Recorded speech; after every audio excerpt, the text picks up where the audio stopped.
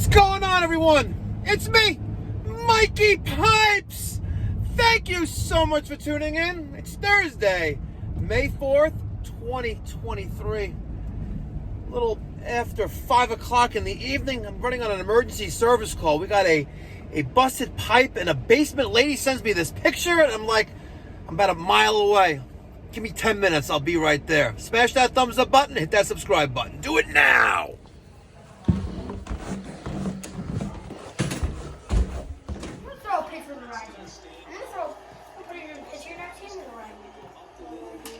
Oh.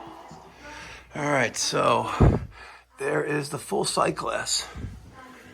All right, and if I had a transfer pump in my little mattress, I would drain, but I got my handy dandy bucket from Jasco, and we are going to start draining this bad boy down. Let's see how many buckets it's gonna take. All right, we're gonna do a bucket count. This bucket is going into that shower. All right, 5 pounds of water. That's bucket one.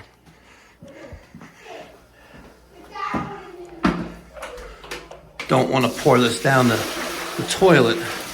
You risk cracking the porcelain. So that's one. And this is going to be two. All right, while I am filling up buckets, let me get your thoughts and feedback down in the comments section down below. How many buckets are we going to remove from this boiler? This is number 3. And this is going to be 4. Boiler just fired up. This is 5. This is bucket number 6. And what I'm noticing is that my oil gun, my Beckett, has been coming on and off. Not even short cycling. It's like it's not even firing up. Now it finally fired up, and it randomly just, all of a sudden, just turned off. We probably have a control issue with this low water cutoff. This is almost filled, and we still have, oh, there we go at our sight glass.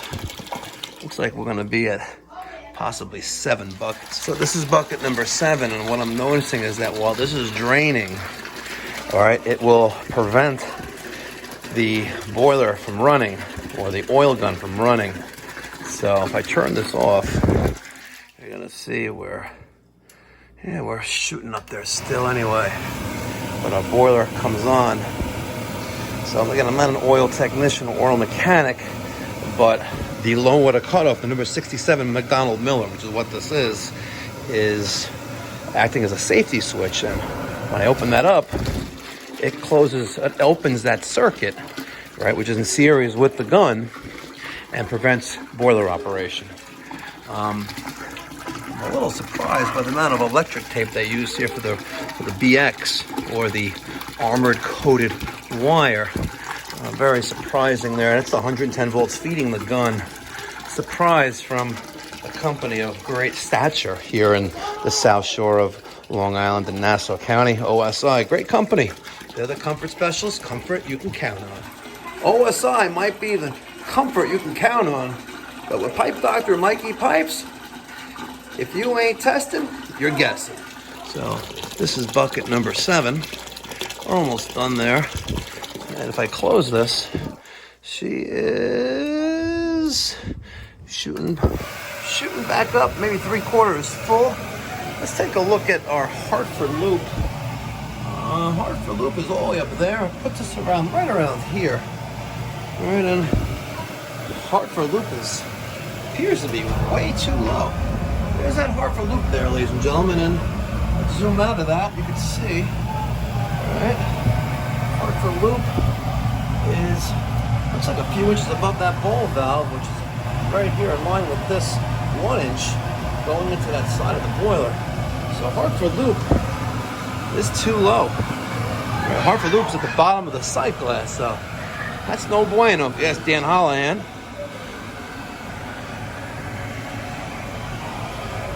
We got a superstore here that she split her stuff open. She split open like a Thanksgiving, smashing a Thanksgiving pumpkin. A Halloween pumpkin. But see, here it is. The boiler is still doing the same symptom, and we're not draining the boiler. It just ran, it turned off. So there's definitely a safety control issue here. And I got my money on the low water cutoff. That's where my money's at. And if there was a gas-fired, this is a gas-fired boiler, I'd be really inclined to dig deeper. But right now, the emergency is under control, and then we can schedule a normal service call during the week. For now, I have this isolation valve closed. Here's the bypass valve that if you needed to add water, you could do that. But the feed valve is closed. Let's take a look in there. It thinks it wants to feed water in there. I think it wants to feed. Yep, she wants to feed. So this is definitely getting a signal to feed. And if we were to follow this out, we have another redundant low water cutoff here. No light is illuminated there, but that is definitely suspect. All right, so this is bucket number 8. And we're at the point now where our low water cutoff is finally illuminated. There's that probe for that low water cutoff, and right around halfway a little bit below halfway up the sight glass, which forget about the Hartford loop back there, but 8 buckets of water. And yeah, let's close that off. We have that slowly climbing. We're gonna empty out that bucket and see where that ends up at. Right now we're right there. All right, so we know that the homeowner is not blowing down the number 67 low water cutoff. So what we've done over the last 8 buckets is drain ourselves. If there was a float issue internally, well, I think that's gone. Right now, our yellow light is on for low water condition, and we can hear the VXT. This is that automatic water feeder, 110 volt. See? So I'm opening up this valve, and we're gonna see when the feeder stops. But I'm not gonna stop there. We're gonna watch that, and then before we leave, we are referring the homeowner back to their oil provider, OSI, because they do have a service contract with them. We're gonna isolate that valve. We're just gonna see what happens right now. So let's see. Let's roll the dice and hopefully get a 7 or 11. All right, so I just witnessed the low water cutoff light turn off.